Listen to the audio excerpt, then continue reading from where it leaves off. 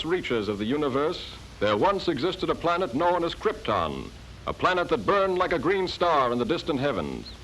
There, civilization was far advanced and had brought forth a race of supermen whose mental and physical powers were developed to the absolute peak of human perfection. But there came a day when giant quakes threatened to destroy Krypton forever. One of the planet's leading scientists, sensing the approach of doom, placed his infant son in a small rocket ship and sent it hurtling in the direction of the Earth just as Krypton exploded.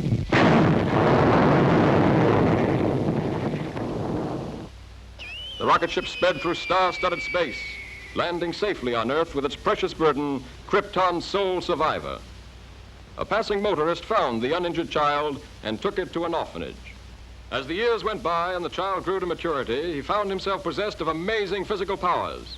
Faster than a speeding bullet, more powerful than a locomotive, able to leap tall buildings at a single bound.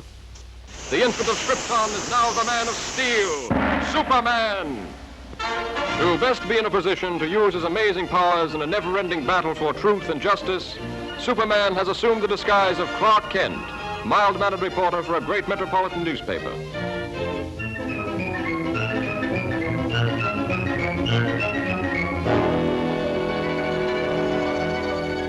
Kent, I want to see you.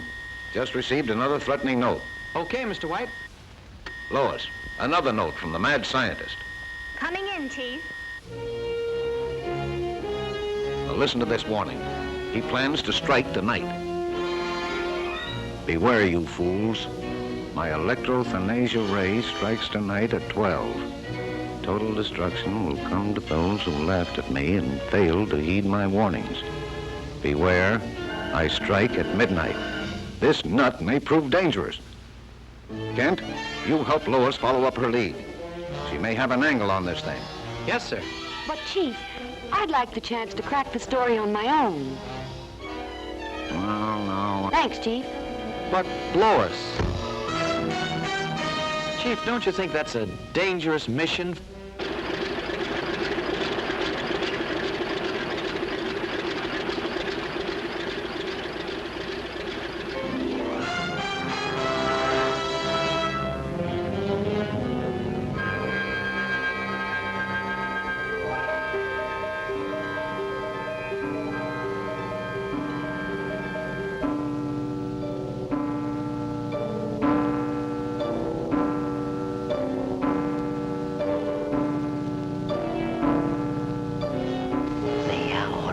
Come.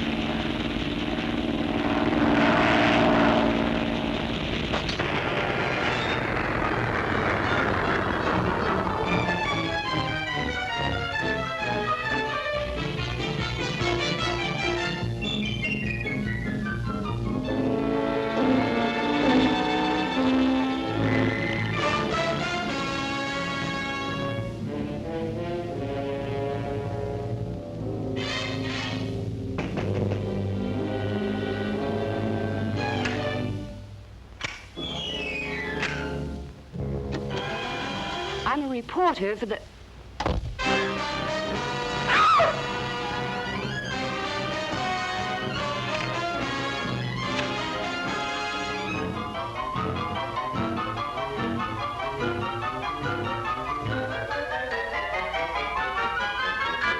So, you want a story?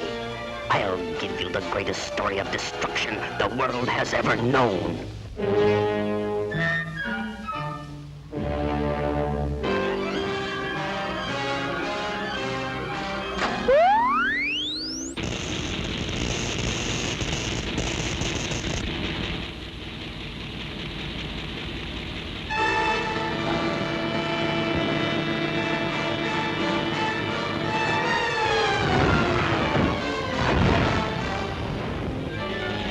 How's that for a story, Miss Lane?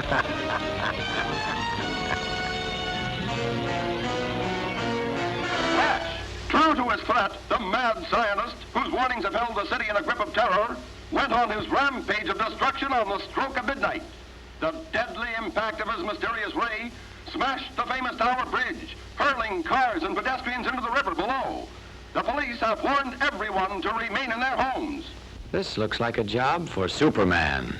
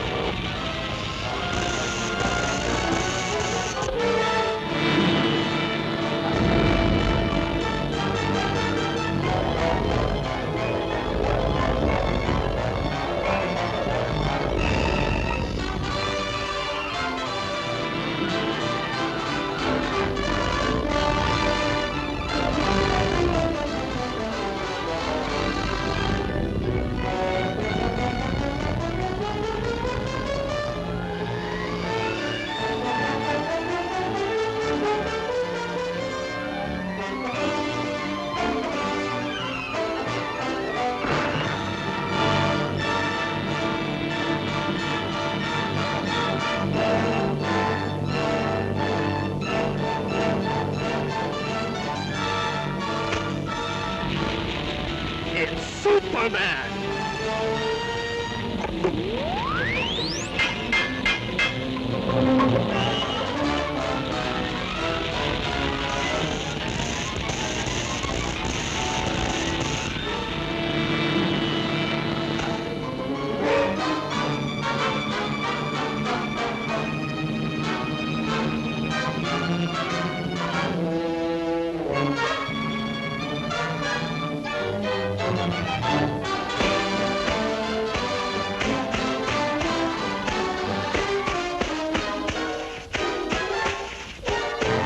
I don't believe it! He isn't human!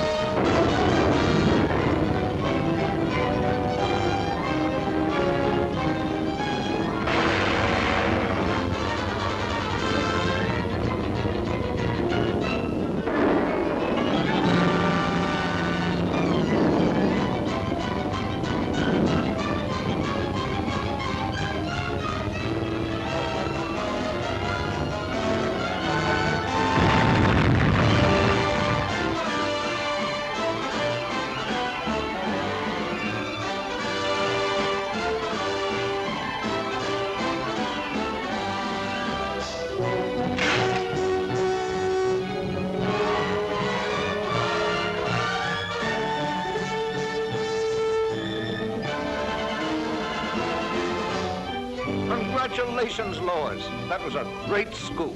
Yes, Chief, thanks to Superman.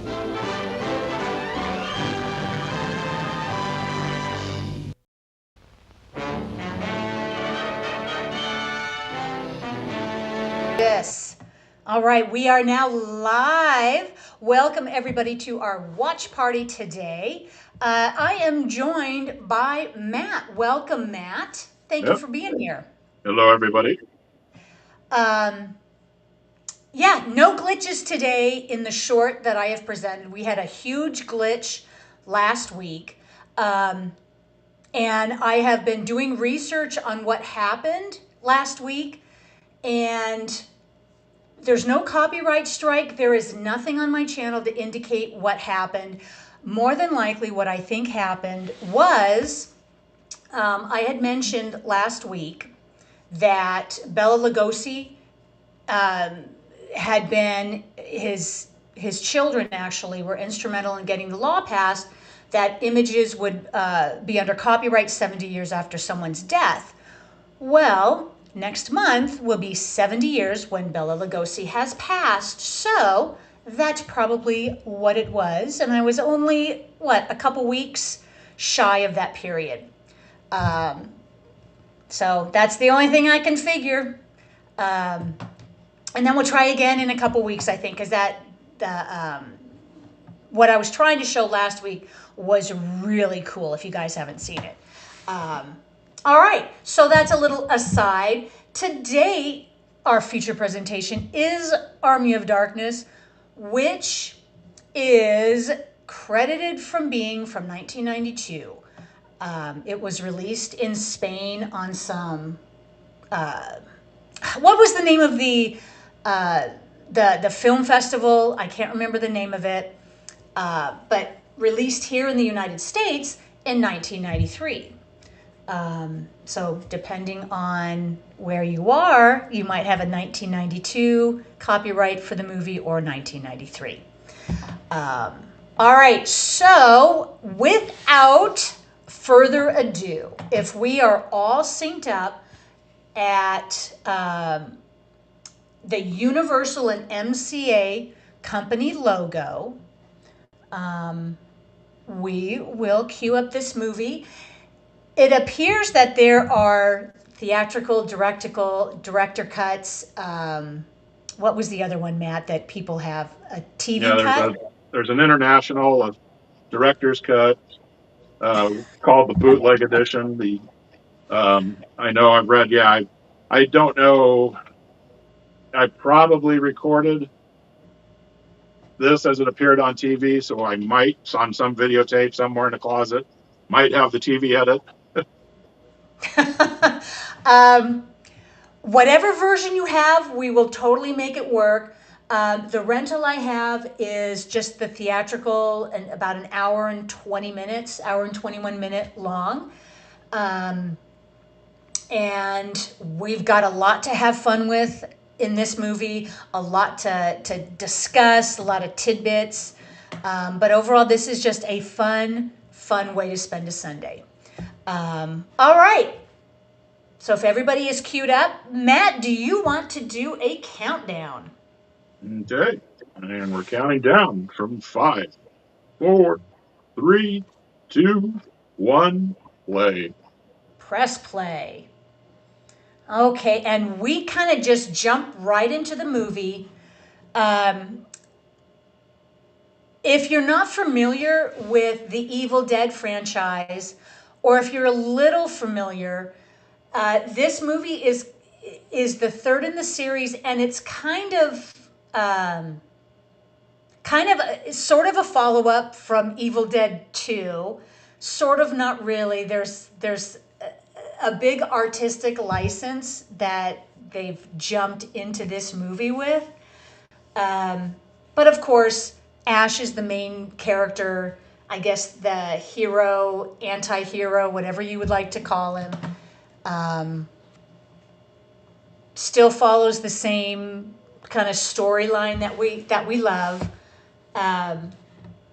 And as we are kind of setting up this movie, let's do a roll call. We've got a full house today. All right, we have in our YouTube chat, we have GH Zoner. We have Matt, you're doing duty in YouTube. Miss Swift, GH is there. Alex Peacock, Johnny Devick, Calbot. GH is saying S-Mart. Why did Kmart and Walmart miss out on that? That is a really good question. I think they took the S-Mart. It's a chain of stores down in Mexico. So just some random reason. Don't know. If anybody knows the backstory, go ahead and shout it out in the chats. We also have a lot of activity going on in Discord. We have, let's see, I don't want to miss anybody. Matt's pulling double duty over there too. We have Alex Peacock, Mr. Furzel, Calbot. Let's see, I think Alex Peacock is over there too. Who am I missing? Calbot, Mr. Furzel, Miss Swift, Sith Sisters over there. Welcome, welcome. I think I got everybody.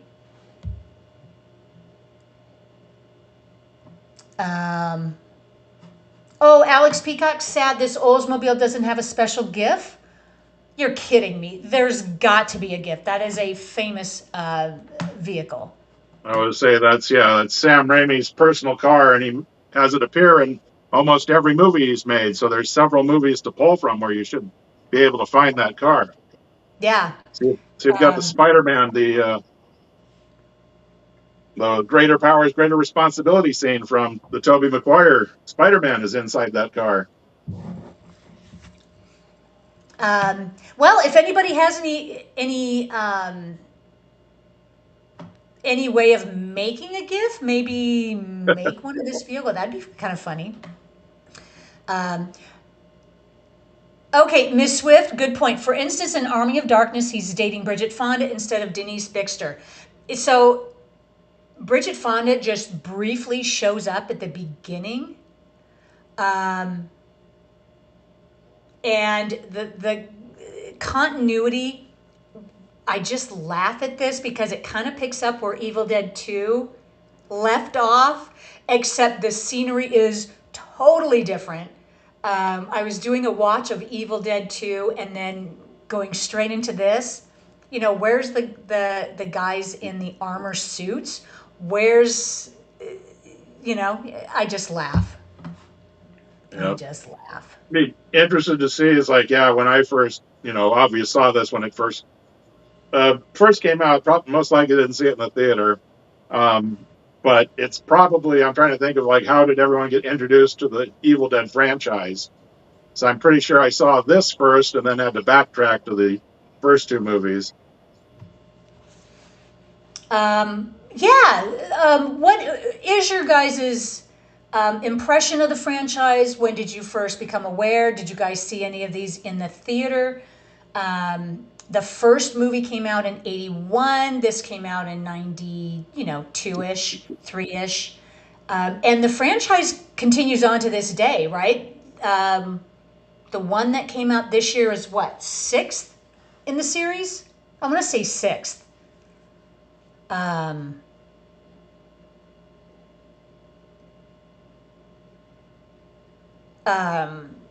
Yeah, and there was that TV series, what is it?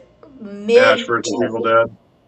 Yeah, mid 2010s.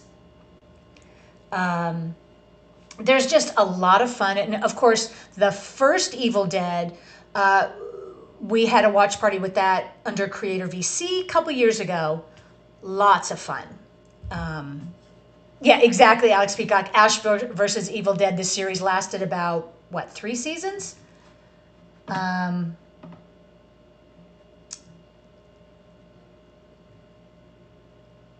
Yeah, I think it went Mr. Furzel. Oh, go ahead.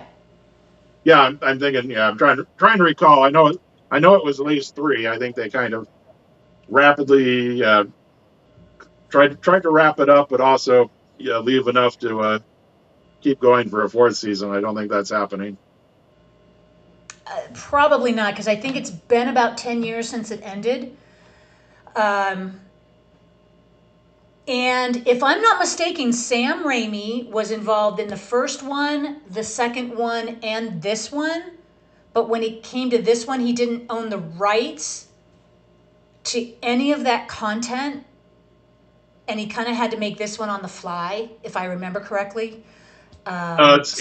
Each movie, each movie is owned by a different studio, so that's why you get the inconsistencies and why each movie, Evil Dead 2 retells the story of Evil Dead 1 because it couldn't use any footage from it. And then the same thing here is there's even mention that they they were filming an entirely different movie that spent more time with Ash in the present and in the S-Mart, because they didn't think they were going to get access to any of the Evil Dead 2 content, and then that all worked out. So they just said, all right, skip it. We'll just do that very brief retelling of Evil Dead so we can get this movie started. Yeah, there was a lot of what he wanted to do he wasn't able to. But that's okay. I mean, Evil Dead 2 is in my opinion, it's a fun watch, but they tried to make a sequel / remake of the first one, so it doesn't, I don't know, it doesn't work as either, but it kind of works as both, sort of. Yeah. Essentially, Evil Dead 1 is just a student film. Yeah. So the Evil Dead 2 is essentially just Evil Dead with a bigger budget. Yep. And the Evil Dead is the rough cut. Yep.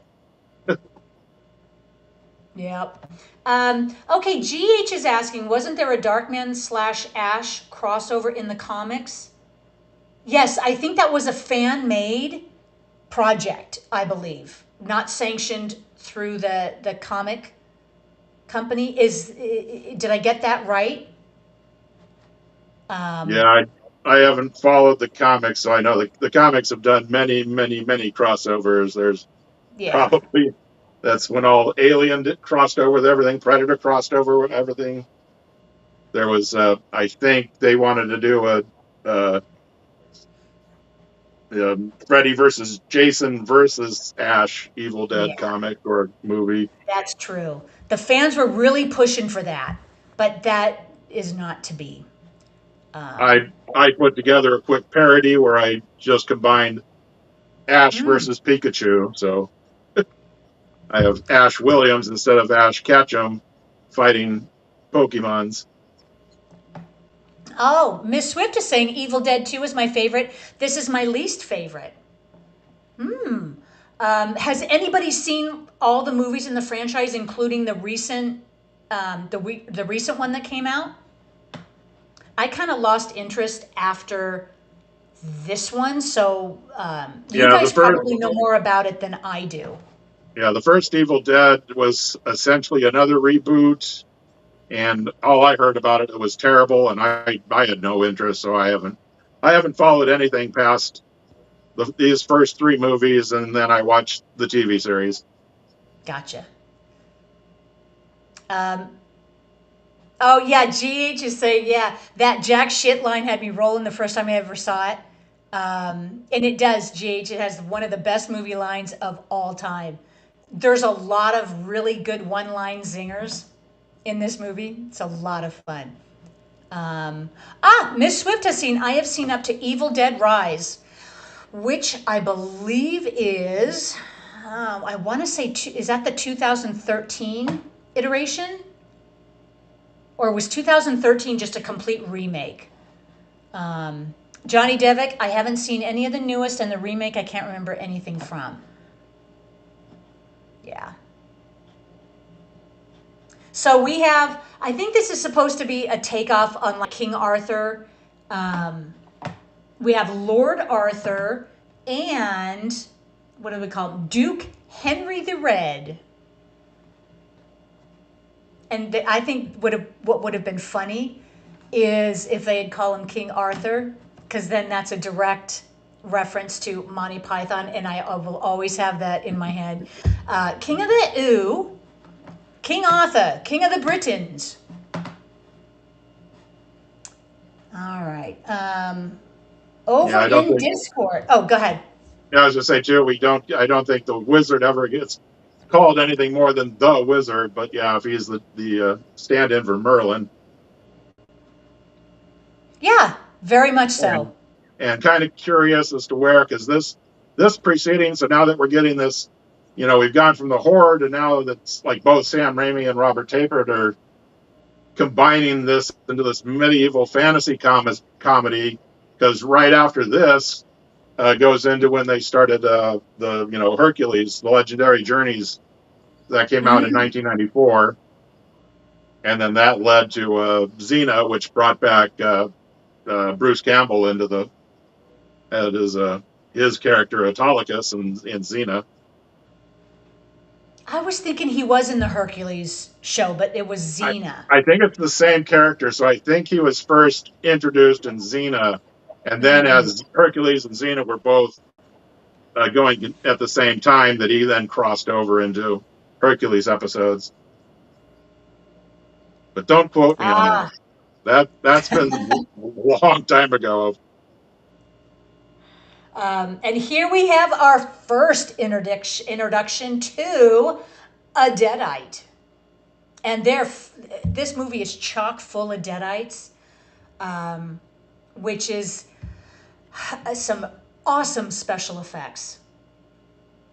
Yeah, interesting too that we don't go into a horror, type, gore, kills and slashes. We just go into fist fighting, and also bringing back all the Three Stooges references. I love it. This movie just doesn't take itself too seriously.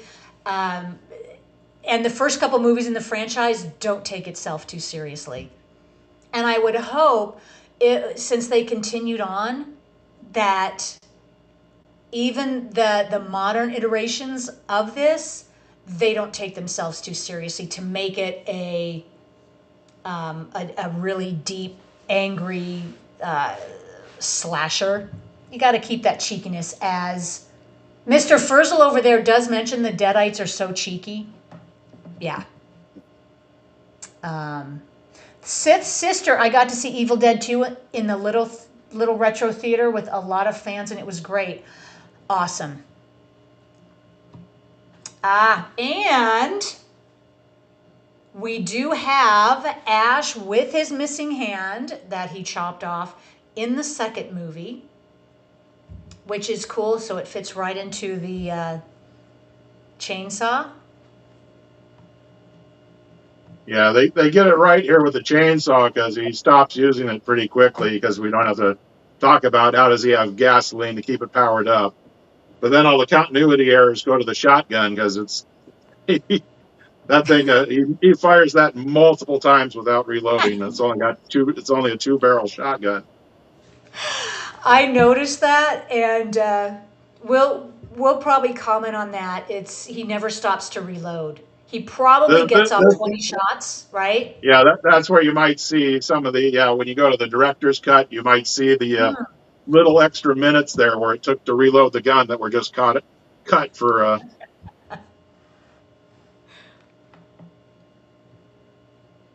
But I don't think they really care too much about continuity.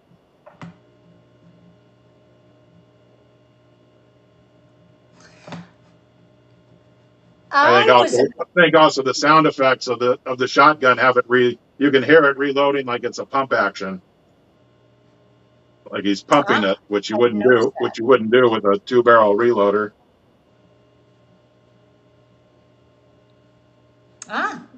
That's not something I had ever paid attention to.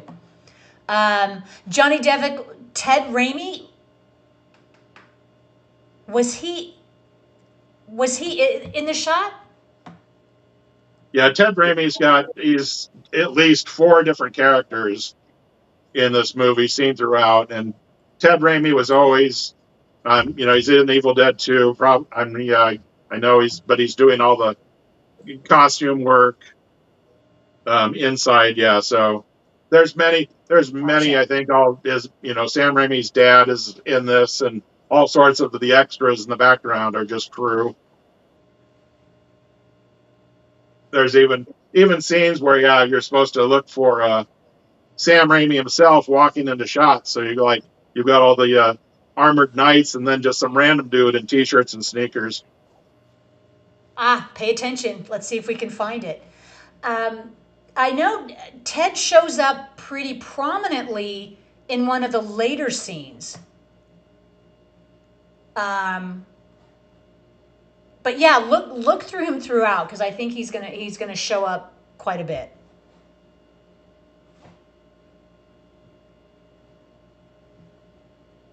Very simple plot.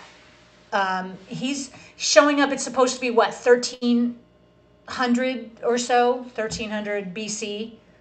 I'm guessing in some remote part of England, maybe? Does anybody know where this is supposed to take place? Henry the Red is from Scotland, so somewhere in that vicinity, let's hope.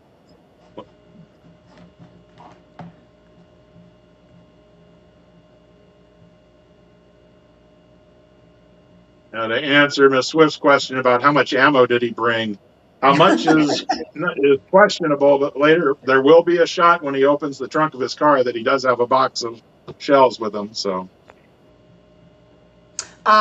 That's true. And gas for the vehicle, you can only assume that he had a full tank. Yeah, that's true. He has a lot of supplies in the trunk of his car. Yeah, G.H. Ash said it was about 1300 A.D. Yeah, so I'm guessing on the Isle of England somewhere. And how do you pronounce her name? Embeth Davidtz is starring as Sheila.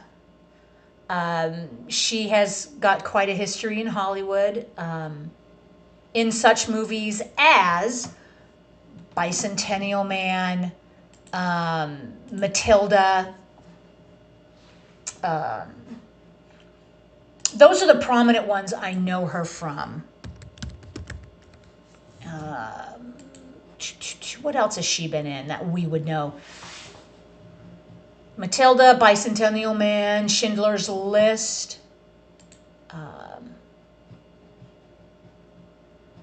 Fallen, the Denzel Washington one. We have mentioned that one quite a few times. Might have to revisit that one.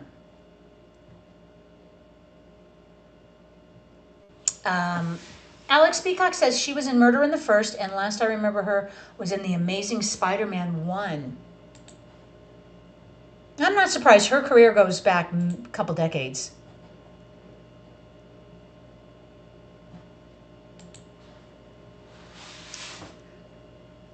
But if I recall, she does not have much of an accent in this movie. You'd think these people would have accents.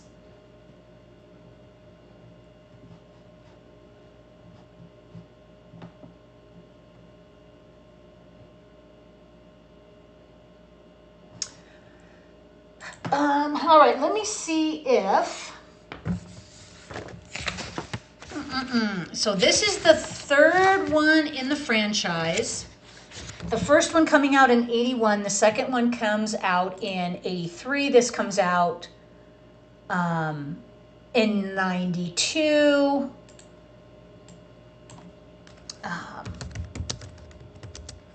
Let's get the timeline of all these movies.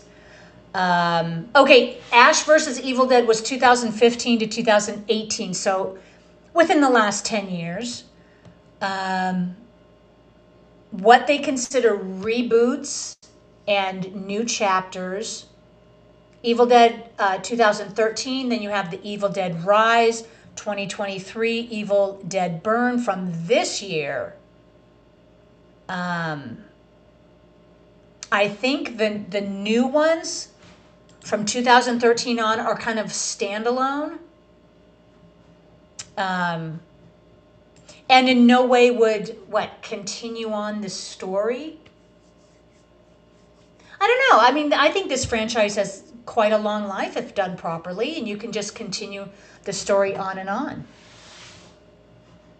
Yeah, that seems like it's following. It's making me feel like it's the same with Mad Max. So how those have continued on. So we've got, new actors playing the same character, or just creating new characters, or just trying to continue the world. It's just kind of interesting where, they're, trying to work on, like I said, if they're trying to work on bringing nostalgia factor to bring old timers back to the movies, it's not working because I haven't gone to any of those.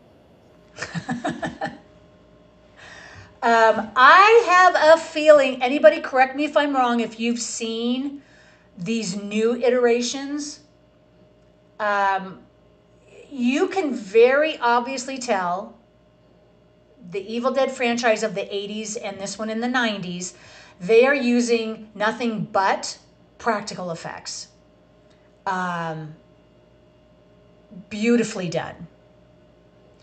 And I did a little research to see who was doing the practical effects, the special effects on this movie, and it was not the main culprits who you would suspect. And I actually wrote it down somewhere. I might have to do another search. But it was all done practically. So when you're getting into like the 2013 on, I can just imagine everything is CGI. As of 2026, you can do a lot with AI.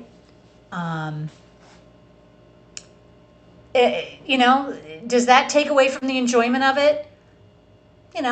Maybe, but if done right, CGI really does have a place. So, yeah, if you want to appeal to an older crowd, I guess I would be part of that. Just make a good movie and entertain us. Thank you, Ms. Swift. 2013 is mostly practical, good. And Johnny Devick is saying Rise was pretty good. I was reading something this morning. Guillermo del Toro is remaking, or redoing, I should say, Pan's Labyrinth, converting it into a 3D, taking a 2D, because it was not shot in 3D, it was a 2D movie. He is handcrafting it into a 3D movie, and he refuses to use AI. He's doing it all by hand. And he is doing it on purpose to preserve that lost art and to not feed into the AI machine. And I can just applaud him for it. I did not know that there was a wide market for 3D, but I could be wrong. I applaud him for his choice, and we'll see how it goes. Yeah, as a side note, I think Pan's Labyrinth is probably his pinnacle in filmmaking. So there you go. I will reserve judgment until I am able to see it. Yeah, Johnny Devick, story and character do matter most. Special effects are just a way of telling a story. But you have to have that story. You have to have characters. You have to have the writers. You have to have dialogue and an acting ability to make the whole movie worthwhile.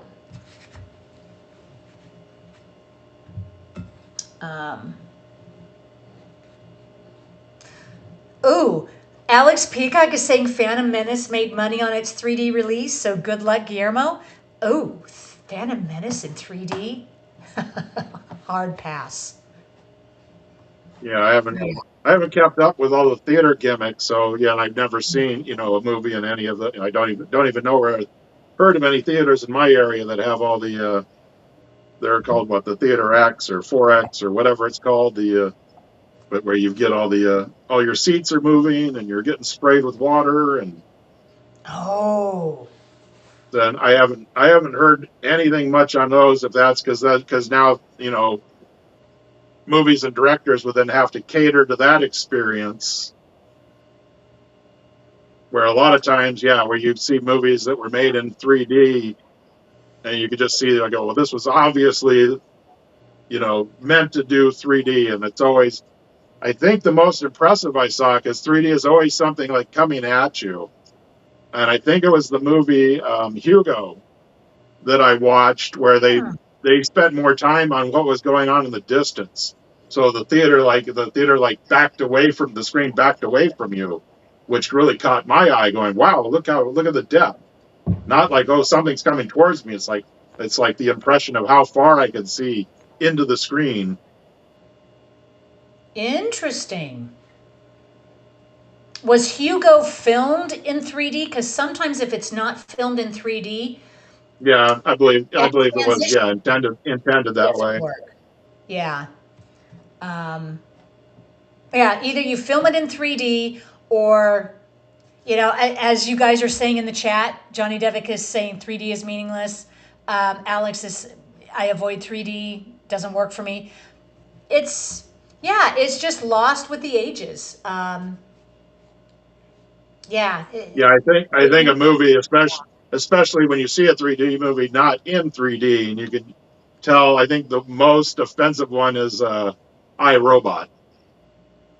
That one I remember just everything coming at you, going. It's like, okay, without the 3D effect, this is just crazy madness of what you can see what they're doing, but if you don't see the effect, you just pulls you out of the movie and makes you annoyed.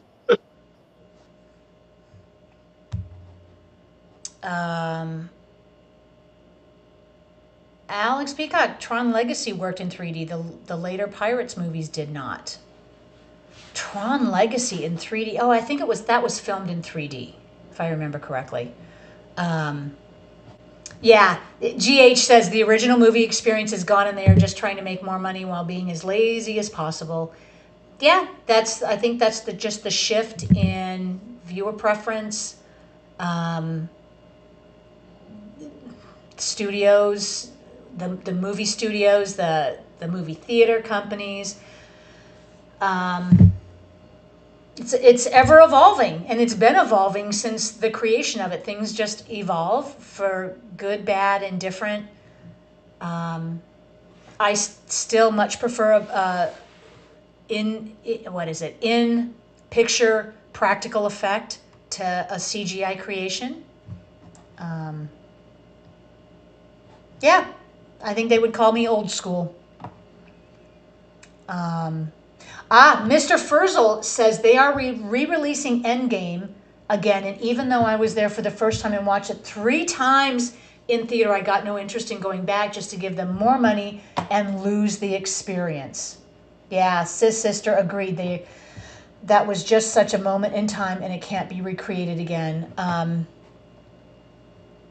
Are they releasing it in preparation for Doomsday coming out at the end of the year?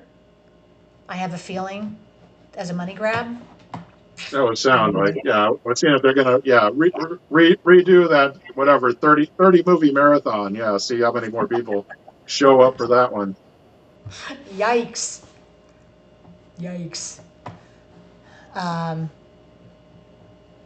Okay, here we go, guys.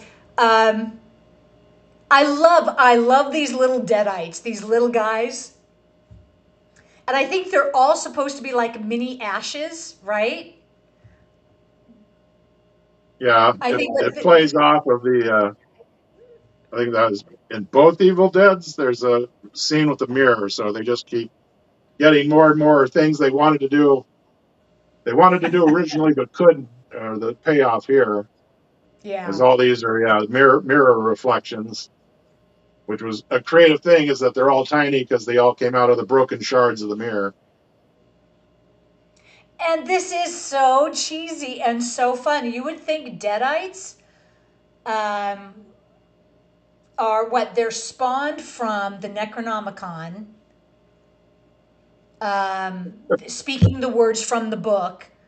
So you think they should be more menacing, but they are so cute and so much fun to watch. If you go into the lore that we're supposed to remember that those are Kandarian demons, I don't think any of that is present in Army of Darkness. They're just they're not demons. They're just spooky critters. This is straight out of Gulliver's Travels. But I am just I am such in admiration of filmmakers who are so creative, and they can just make this look not believable, but it looks like it could.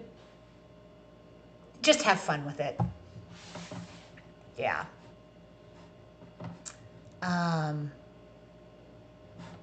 Okay, and the name of the production company who did the special effects, I want to get this right. And I don't think this was Industrial Light and Magic. or Winston, Winston's house in Army of Darkness. Let's do a quick search. And if you guys know who did the special effects, shout it out. KNB Effects Group, Alterian Inc., Introvision International, and artist Tom Sullivan. I believe the last time we saw a movie where KNB did the special effects was Lord of Illusions. If anybody wants to do a quick check, I think we did Lord of Illusions last year, and I think that little effects group did special effects for that movie too. Yeah, that's what I'm saying, GH, the impressive FX, no matter who did them. You know, the big, ILM was huge. You have all of these huge production companies, but the budget for this movie, I think, was too small that they couldn't have used any of the big names. GH, yeah, are the little ashes now attacking the big ash? Want to make sure I am in line with you all. Yes. But now there's one large ash, the bad ash with the good ash.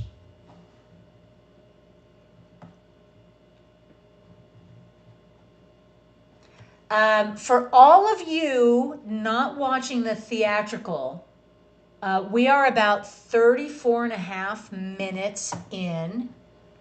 I think, who was it that said the director's cut has about 15 minutes extra? Yeah. I know a lot of, I know some of the differences are in this, in that first exchange with good ash and bad ash. I know that's where you get a lot of differences between the cuts.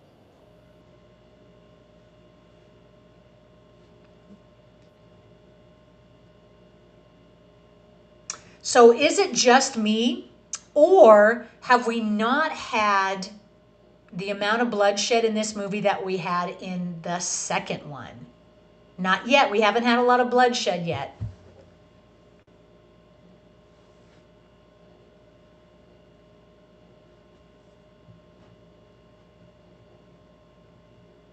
Yeah, I think it's a more to the different theme here, where you have, Ash out in the wilderness, where the first two movies where he's, isolated in the cabin. It's not a lot to work with. So a whole different dynamic of stunts and what they're having to do. So yeah, this takes a whole different direction. We get some callback to the burying a corpse and placing a cross as a callback to Evil Dead. Yep. And I think he did one in Evil Dead 2 as well. Thank you, Alex Peacock. Yeah, we had that blood geyser at the beginning. Yes, in the pit. We got to have at least one geyser.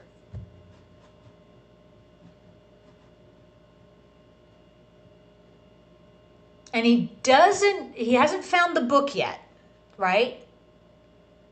Yeah, we're just coming. He's just reached the cemetery, so okay. We're now confronting the book. So I've got my own version of the Necronomicon here. I said, better known to us nowadays, it's just called Facebook. Hey, you've got your copy in the back. Yeah, Mr. Furzel, we are just passing, he's just approaching the books, or the book. It's one of these.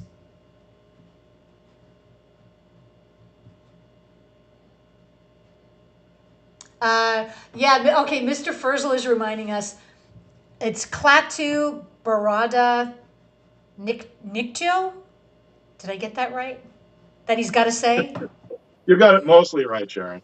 Mostly right. Well, yeah, mostly right. Just like Ash. Yeah, mostly right. Yeah, the interesting thing here is because if you listen closely and especially lip read, you can see they're pronouncing the second word, Barada. They're saying Varada with a V. And I actually have a movie poster from the day the Earth stood still that actually spells it with a V. So there was a lot of confusion.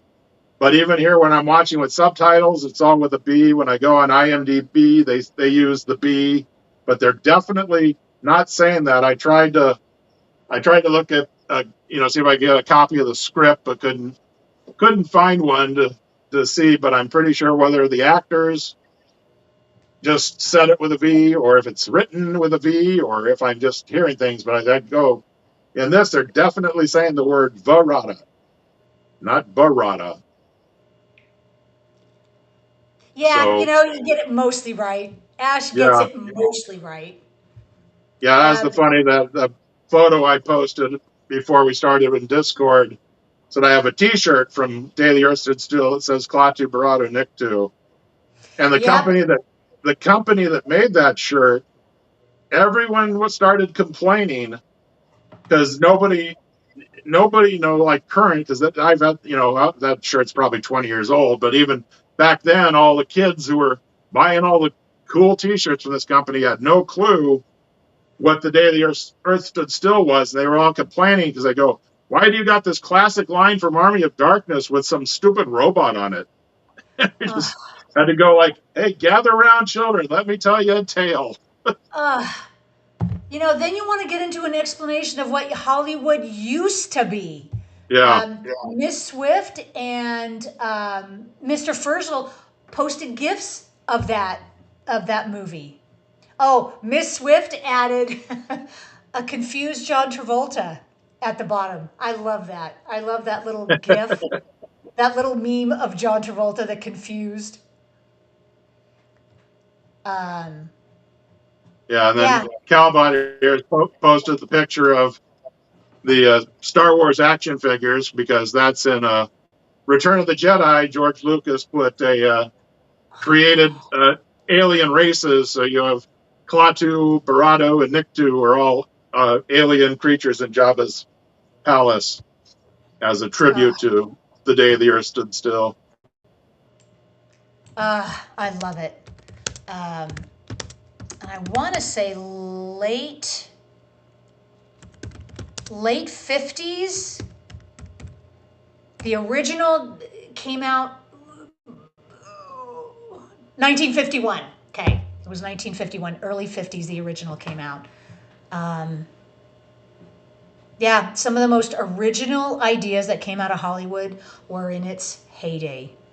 The golden age of Hollywood was from, I think they consider it from 1918 to 1963. I think that's what they consider. Yeah, and now we're just, a lot of it is just recycled material, rewritten, repackaged. Here you go.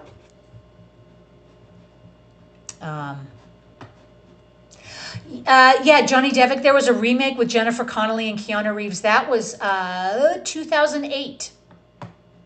Yep. Yep. Sometimes you just long for an original thought, an original story. Yep.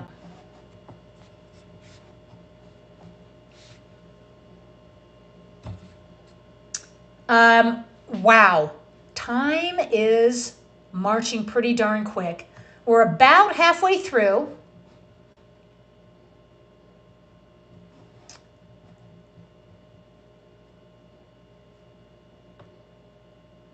And okay, I was thinking of the next scene or two. This is where he got the book, but right, he didn't say the words exactly right. And if you remember the instruction Ash was given, you have to say these words exactly.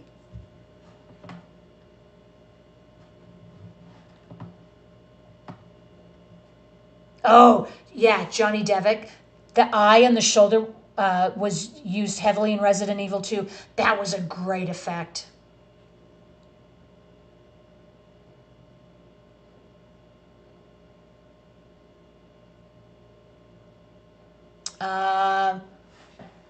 Oh, Johnny Devick is saying we had the Odyssey on cinema, almost original. Oh, are you referring to the movie that just came out, the Odyssey? I heard it was a really good movie. Has anybody seen it? I think it just came out in the theaters over the last week.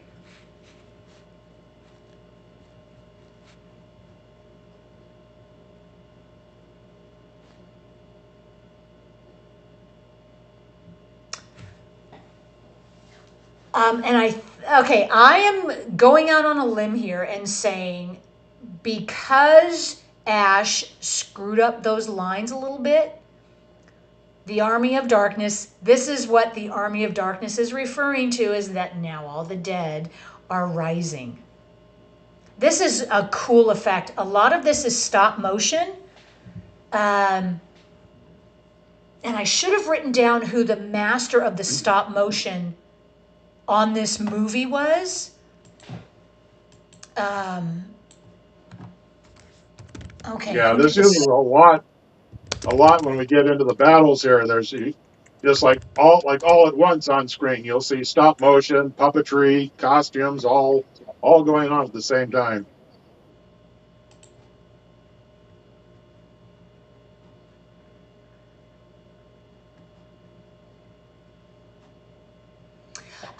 Yeah, I want to give this guy the stop motion and go motion was supervised and produced by master animator Pete Kleinow, credited as Peter Kleinow, along with the team at Introvision.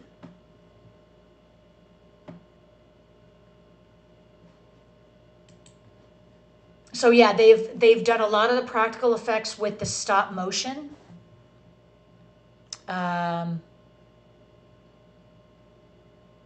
Oh, GH, you saw the Odyssey. Okay, it had pluses and minuses. Johnny Devick said, yeah, it's okay. Okay, Johnny Devick saw it Thursday in Dolby. Huh. Alex Peacock saw Odyssey yesterday. Excellent, but a few scenes were a bit loud. Okay. All right, interesting.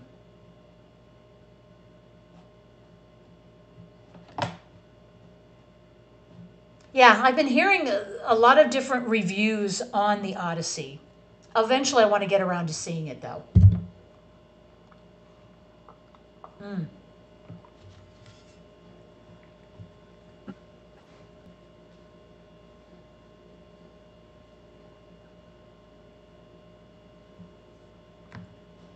Yes, Miss Swift, exactly. What happens next is 93.7% Ash's fault. Yes, he was given instructions and he did it enough. Sort of, right? That's what happens when you don't follow instructions.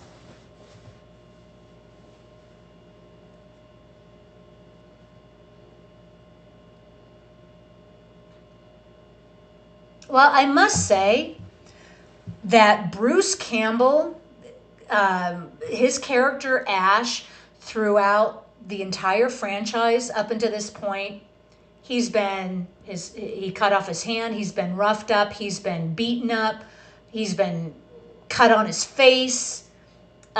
He's had everything happen to him, and yet he still looks pretty normal.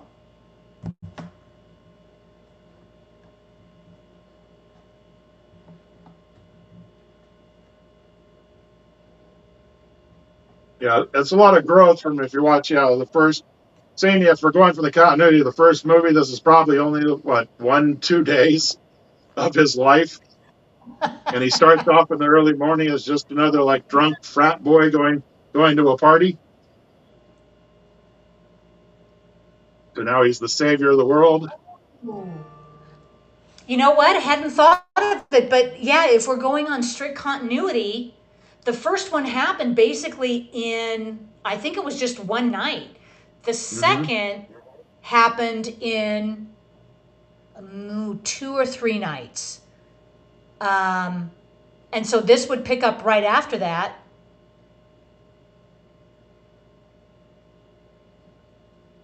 Um, yeah, and so in the continuity, the world of continuity, his hand would that he cut off would still be a big open wound.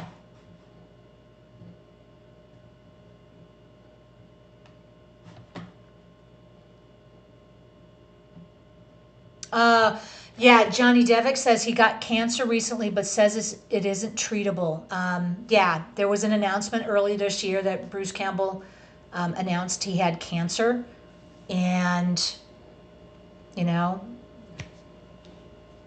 just praying it can be treatable, and there's something that can be done about it.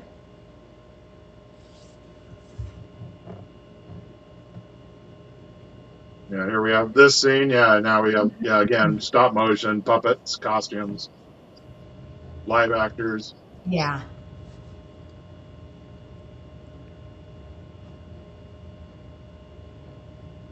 Some of the best Christmas Rankin and Bass stop motion, I mean, they are classic. And it's all stop motion. What a Yeah, lost art. of course, these two, yeah, the Skeleton Warriors, again, a tribute to all the work of Ray Harryhausen. Yep.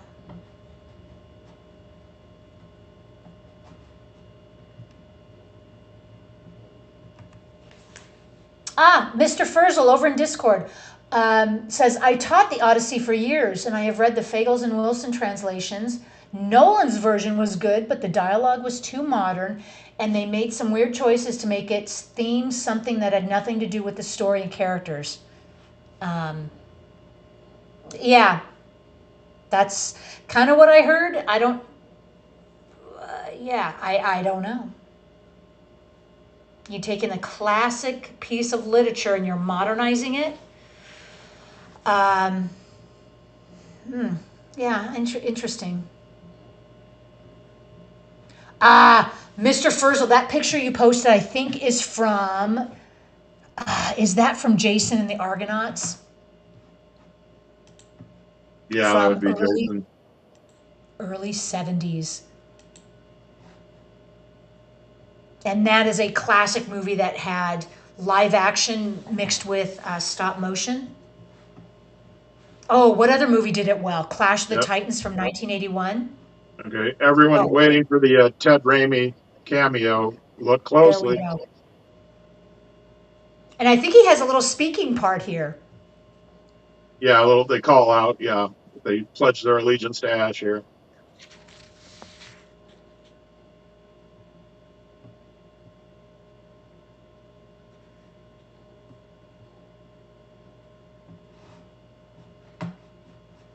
It's the Lord of the Rings, Gimli, you can have my axe scene.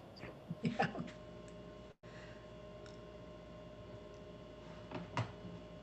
Oh, Cowbot, no way. Jason and the Argonauts was 63? Wow.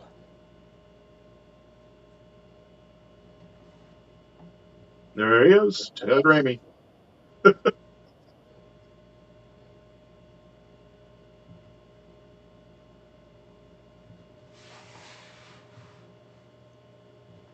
Yep, count on my steel. That's Ted Raimi.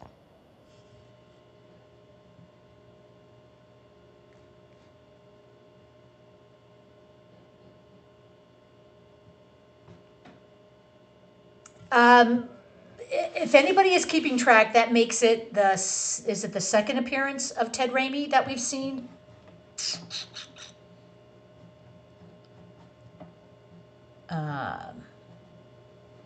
Oh, Johnny Devitt, the Sinbad movie is great also. Maybe the Sinbad one is I'm thinking of from the 70s. Jason and the Argonauts was 60s, right? Yeah, there's the Sinbad trilogy is, yeah, you've got Seventh Voyage of Sinbad, Golden Voyage of Sinbad, and Sinbad and Eye of the Tiger. Sinbad and Eye of the Tiger that's the latest one. That would have been 70s. I believe those are the ones I saw in the theater. Oh wow! In the the one with Kali, that would be the Golden Voyage of Sinbad. That stars the Doctor Who, Tom Baker as Kura, the villain. Well, we're at the point now he's opening up the back of his car, so he's got more shells. He's got, for some reason, he's got a chemistry book. Lo and behold, they need a chemistry book to make chemicals. Lo and behold, there it is. Yeah, now I'm thinking, am I lacking? What do I have in the trunk of my car? It's like, yeah, I'd be ill prepared if I suddenly fell into a portal and went back in time. That brings back the question at the 60s of the original Time Machine movie, where they see that he came back in time to his library and took 3 books, and that left the audience with the question, like, what 3 books would you take?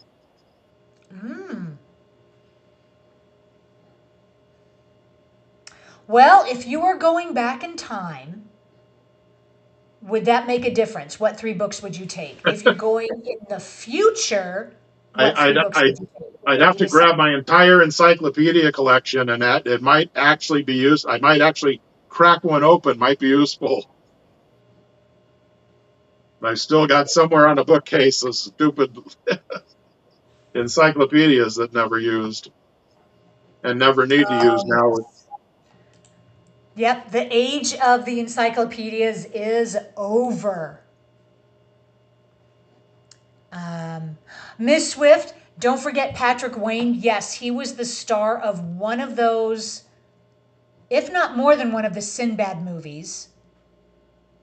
Calbot, okay, Seventh Voyage of Sinbad was 58. Golden Voyage of Sinbad was 73. Sinbad and the Eye of the Tiger was 77.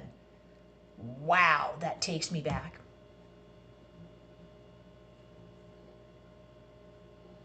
Yeah, sister, yeah, notice the copy of Fangoria magazine. That was a tribute to Fangoria had done wrote up an article and highly publicized the first Evil Dead movie. So that was Sam Raimi's tribute to them by putting that in the scene. I did not even notice that. I was stuck. I was focused on the chemistry book, thinking, oh, go figure, he's got a chemistry book. But it wouldn't do him any good in 1300 AD, not BC. It's AD, 1300 AD. Would the chemicals compute over? Obviously they do. But good eyes, Sith sister. I gotta see now if that's a Mythbusters episode. Did they do Army of Darkness? Yeah. Could you take a chemistry book from the 90s? Or was Evil Dead 2, it was the 80s, so he would be current from the 80s and going back. Could you find those chemicals? Who knows? It's a bit of fun.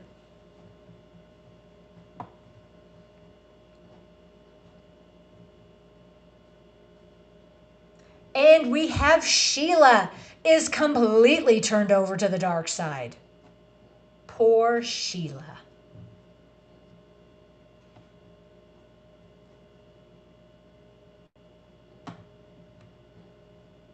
What is the big baddie guy here? What is his, like, who is he supposed to be in this movie? Is he just some warrior who got killed and he's just angry? Well, that's still that's the Bad Ash.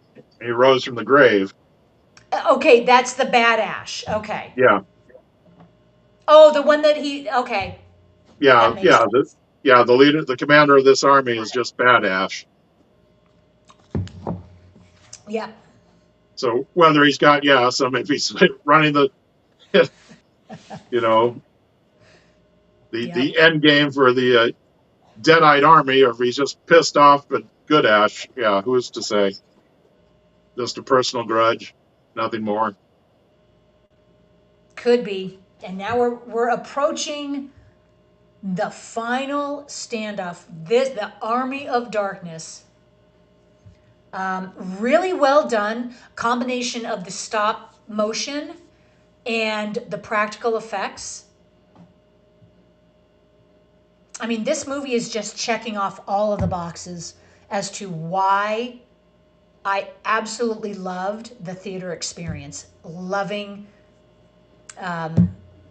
movies in general.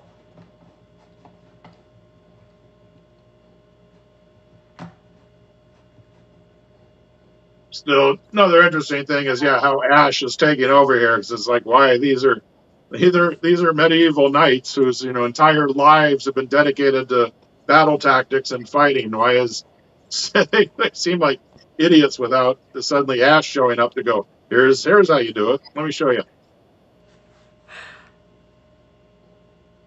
Well, you would think that they would know a little thing about hand-to-hand combat. But okay, so we're dealing with the dead, skeletons rising, the dead rising, but they're really not indestructible. You would think you're rising from the dead, how can you be killed again? They just seem pretty weak opponents.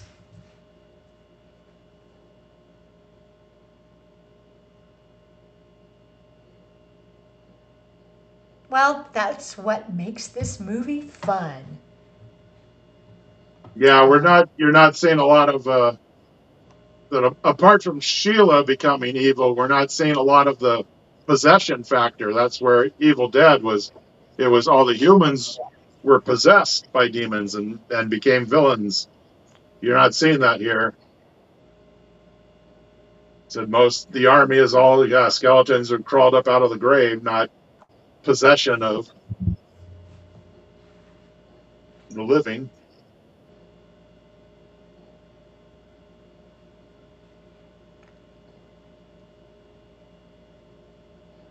Isn't that what makes Ash so entertaining is he gets possessed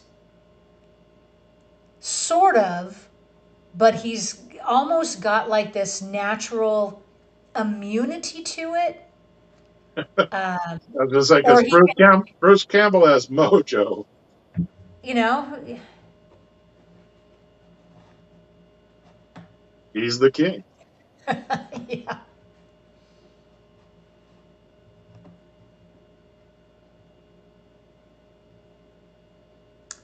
Okay, Sis Sister mentioned over in Discord, I didn't do well in chemistry, so I tend to overlook it. I used to love chemistry. Side note, I went to college to become a veterinarian until halfway through my freshman year. 99% of my college degree would be chemistry related, and I realized I don't really like chemistry that much, so I had to change my major. I envy people who really have a brain for chemistry. It's too much. I don't get it.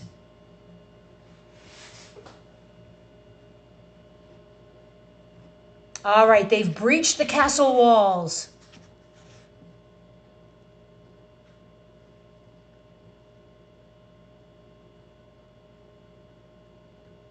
That's kind of a neat trick, Ash taught him.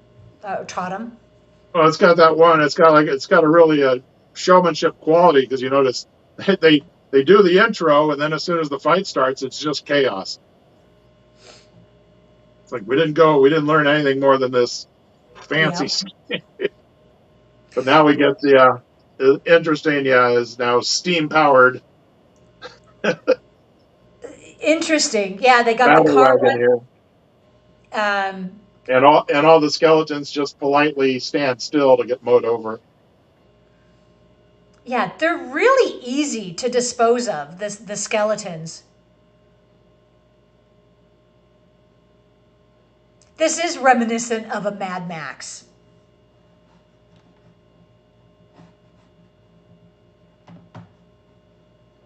Oh, Mr. Ferzel, the equalization equations always got me.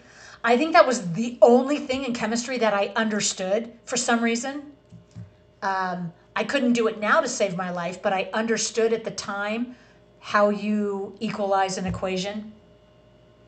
But for a living, I couldn't do it. No way.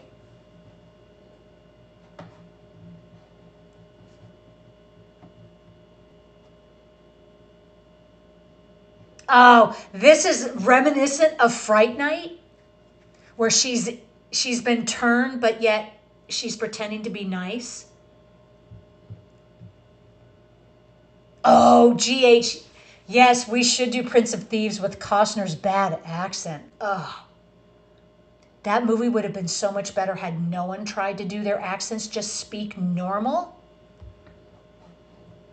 Ugh. It's a good movie, though. I like Prince of Thieves a lot. I think I haven't seen it, so now the only thing I would get from that is maybe I'd find Men in Tights a funnier movie. Oh, yeah.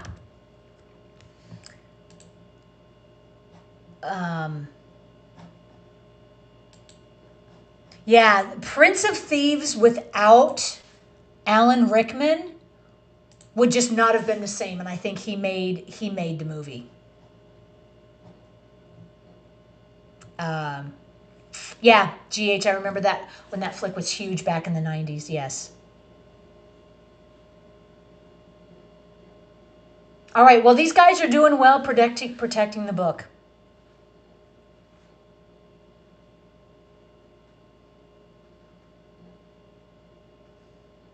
This is a really fun battle scene.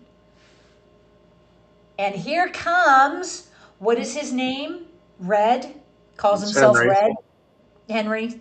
Henry the Red?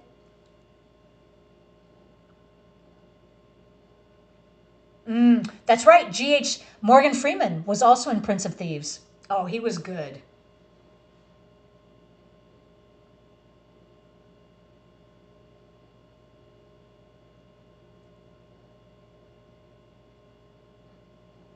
Yeah, you know what? Prince of Thieves I don't think is in any of my lists. And why is that?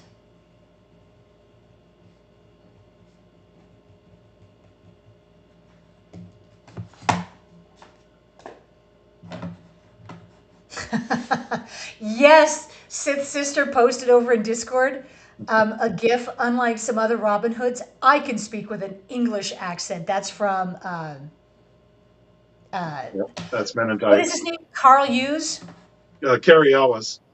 Carrie Ellis. Yes. Thank you. I almost got his name. I butchered his name pretty good.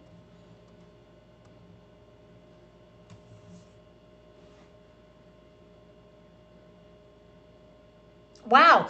Where is everybody else in the movie? If you've got a different version, because we are about 15, just under 16 minutes left in the movie. We're still in the big battle, and Good Ash just got jumped by Bad Sheila.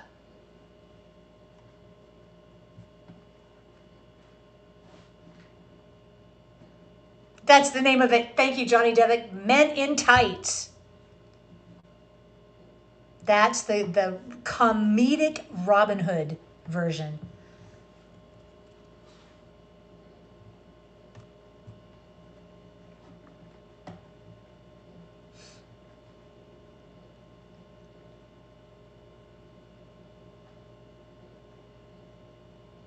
Yeah, here's an aside comment. Has Morgan Freeman ever done a poor performance? He's probably been in some, stinkers of movies, but has he ever delivered a poor performance, in your guys' opinion? Because I can't think of one where he just isn't, mesmerizing on screen and just portrays his character with style. It's just his voice mesmer. Come on and read a phone book and you just be captivated. Yeah, I don't think him being on screen is ever bad. He is just such a natural. He's a natural performer. He's got natural presence. Yeah, and he could get on there and read the phone book, and I'd be applauding. Yay!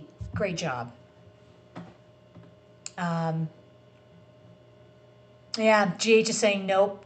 Yeah, Johnny Depp, never seen him bad. Miss Swift is saying maybe some of his lesser known stuff that I don't remember. Maybe, because I know I haven't seen him, like all of his stuff. Okay, Calbot, that takes me back. I remember watching Morgan Freeman on the Electric Company as Easy Reader, I think. I love that show. Love that show. Why is that just now? It's like, because you're like, easy, you just said Easy Reader, and I'm like, oh, wow, you mean, yeah, it's a parody of Easy Writer. I'm like, how did it take this long? I don't know if I ever should have made that connection, but now, for some reason, it just hit. Yep. Oh, Mr. Furzel posted a link for a YouTube video. Nice. Morgan Freeman reading the phone book. We could watch that, guys. Yeah, Johnny Devick. Ash has got some moves. It's fun watching him.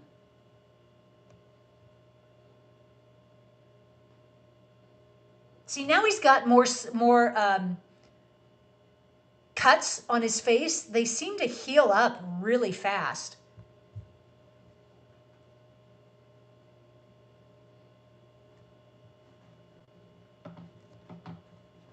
Yeah, they said in the trivia, said that Bruce Campbell was injured on set, and they took him to the hospital to get stitches, but all of his makeup was still on. So the doctor's like, which one is it?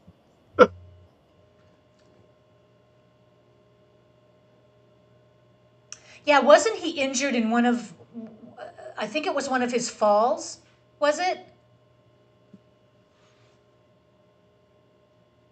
Yeah, I'm not sure, but yeah, it's all the, that was always the, Sam Raimi's direction for Bruce Campbell was, yeah, put him in his worst situations and torture him. So they were obviously, yeah, best friends. Uh-oh, now Bad Ash has the book.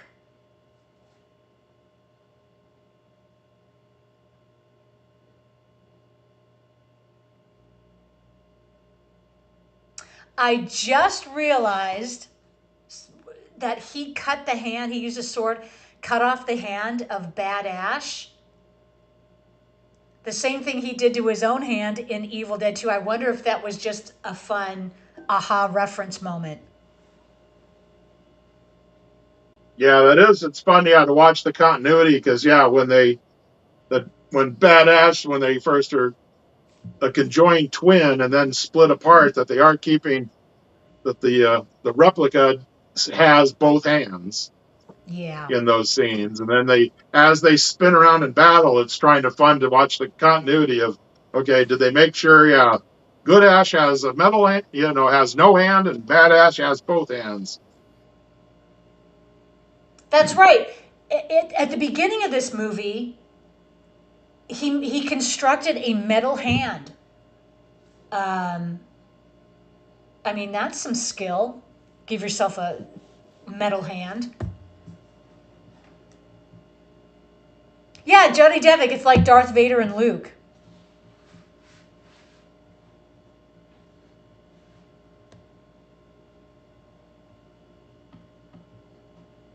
Okay, so are we in for another battle? Nope, these guys are friends. Lord Arthur and Duke Henry the Red.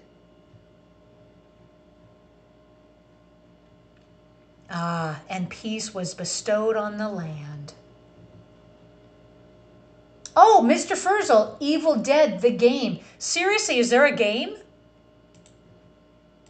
There has to be several of them. I have at least, I've got one PC game. I think it's called Hail to the King, which would be fairly old. It's fairly old at this point. But that's also where you get into the gaming world, is where you see a lot of all these, the catchphrases. So it all went into, gaming lore, where we get Boomstick and.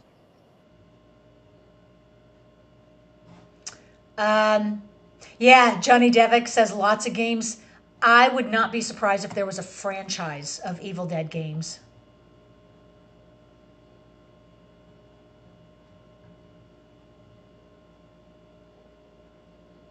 So we are approaching, ooh, like the last 8 minutes of the movie.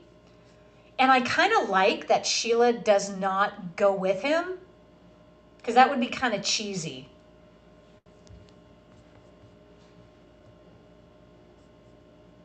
But that might be fun. That could be like a, if they're going to take this in a new direction, that would be fun. Okay. Now, how many of us are now watching a completely different movie? So I am curious as to, like, the original ending. There we go. Okay, this theatrical ending. It's him in the store. He's retelling this. And Raimi's just looking at him like, yeah, dude, you're full of shit. So this is Raimi's third or fourth appearance as the store clerk, listening to him retelling this.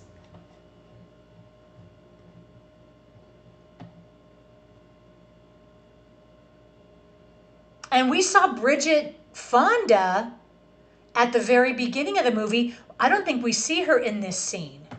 No, she wouldn't be. Linda would still be dead. Yeah. So this is not. Yeah, that's a completely different character. Just a clerk at the S-Mart. Yep. Yeah, Johnny Devick, same here. I got the happy US version.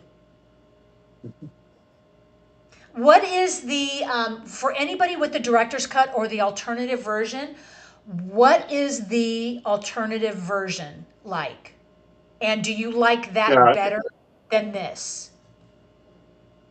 It doesn't resolve the story. It just kind of, because it just ends up with, because again, when the wizard gives him the magic potion and tells him he has to say the 3 magic words again, so it just cuts to here in the theatrical. It just cuts to him back in S-Mart. So we go, guess he got it right. In the other cut, the original cut, he drinks, the magic potion, and then wakes up. He's traveled too far into the future, so he's just staring at the destroyed Earth, the apocalypse. And so we just have to go, yep, I guess he got the words wrong again. So it doesn't really, just leaves you with, and where they can go from there. They obviously, when they go into the TV series, it carries on with Ash in the present. So that makes the theatrical cut the canon continuity for the TV show to exist. The theatrical version is the real one. If they wanted to go in a new original direction, they could take that alternative one. Mr. Furzel mentioned he gets a potion to drink and he buries himself in a cave with his car and he drinks it, but he wakens up in a future dystopia and he moans that he slept too long. That is like a totally new direction that someone could go to. Yeah, that would just put him in the movies. That would continue from there. Would be Ash in the Mad Max world. Yeah. Interesting. Yeah, Ms. Swift, it was the words, he messed up his drop counts.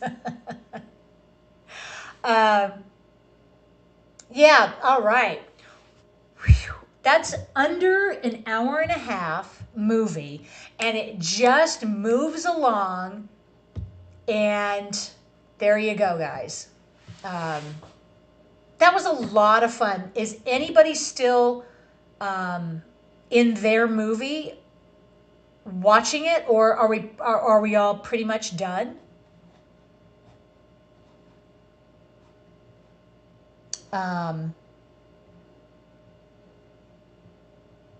Yeah, it just feels like it should be longer. I mean, they could have stretched this out a little bit longer, given us a couple more scenes.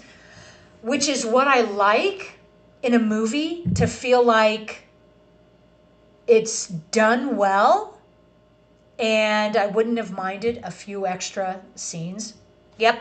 Okay, Johnny Devitt, credits rolling. GH, I think you have a different version. It's almost done. Yeah. So as we are wrapping up, I have not created the August calendar yet. But just give you guys a heads up again, for August, we have 5 Sundays, and we're going to start in the 70s, and each week we're going to showcase, I wanted to go a little darker, a little, sci-fi horror for each, but I started off with American Graffiti. It's such a classic 70s movie. It's got a lot of great music.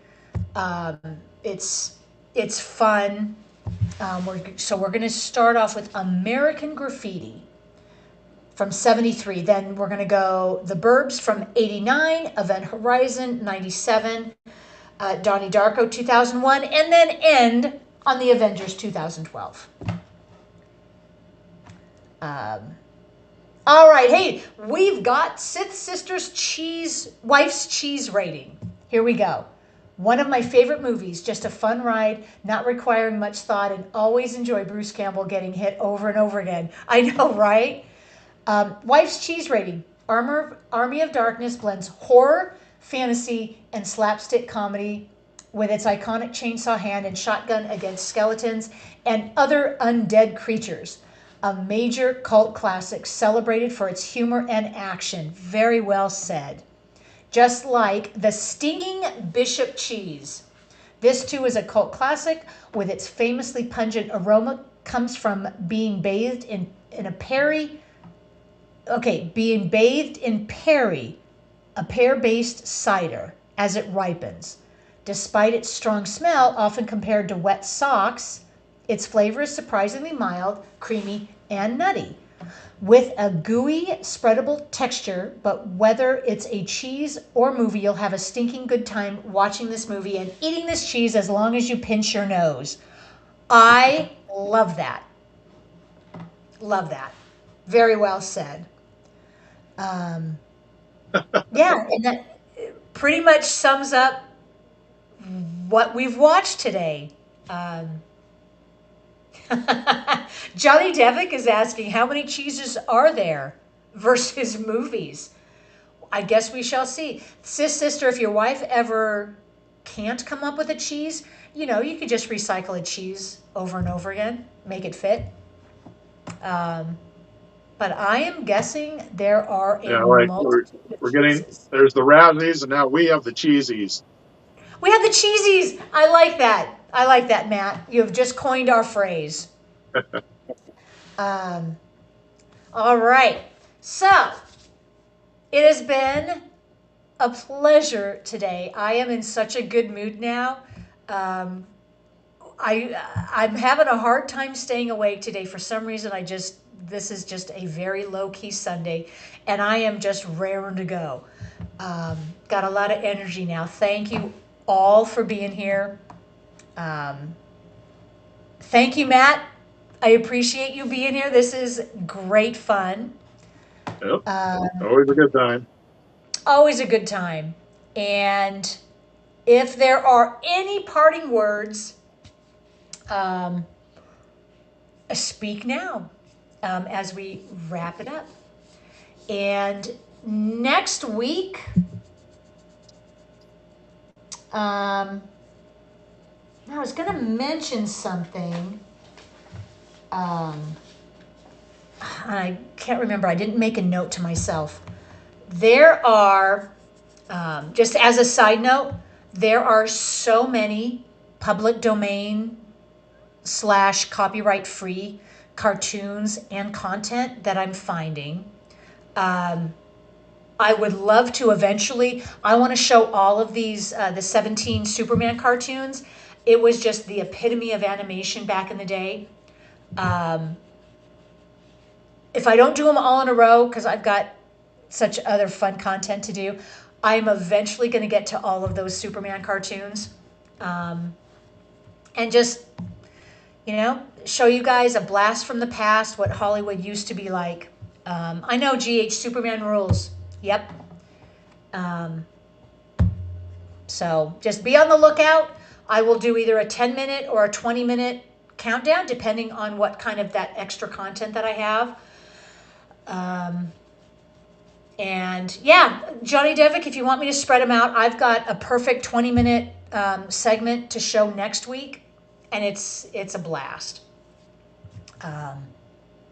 Calbot says, thank you all. Been too long since I watched this. Yeah, this is a really good watch. Johnny Devick, oh yeah. The He-Man, the new Masters of the Universe, the new He-Man movie is on Amazon. It just dropped this week. So I guess it's a good time. I don't know. I haven't seen it. I was going to say, oh, okay. Yeah, now I need to activate my 30-day free trial offer and watch it. There you go. Yeah, lots of good content out there, guys. But I yearn for originality. Movies that are well done and not recycled and remade, redone, repackaged. Give me originality. All right. Thank you, guys. It has been a blast. We're going to do it again next week with American Graffiti. Should be readily available in your area, in your country. If you have any problems finding it, reach out to me. And it's a classic. All right. Any parting words, Matt? Nope. Like I said, I'm just, need to switch everything off and turn the AC back on. There you go. Oh, boy. Yeah, get your AC back on. And, guys, it's been a blast. Be good to yourselves this next week. We're going to do it again next Sunday. Yep. And have a good week, everybody. Bye.